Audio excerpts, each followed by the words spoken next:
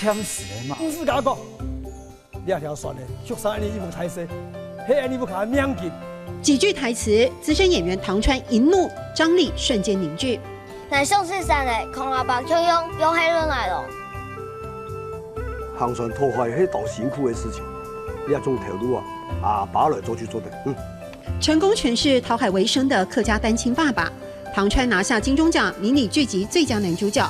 在演艺圈近40年，资深如他，面对机会依旧积极毛遂自荐。我只有自己当制作人才有机会演男主角，这是我的梦啊！我说，不然台长，我把它当作金钟剧拍，你让我演这个金钟梦。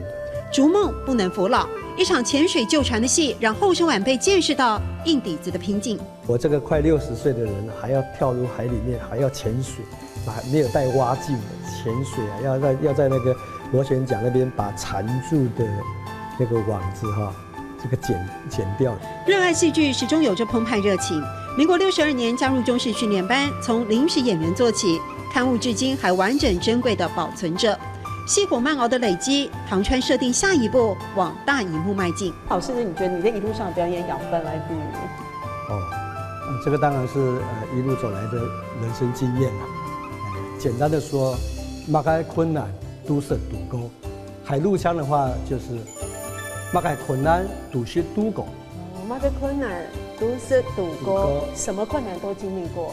对，也就是品样懂得，经验丰富。对。唐川老师在拿到金钟影帝之后，谦称要以年轻的心态继续打拼，而另一方面也不忘以自己丰富的经历继续提携后进。擘开困难都是渡过，品样懂得；擘开困难都是渡过，品样懂得。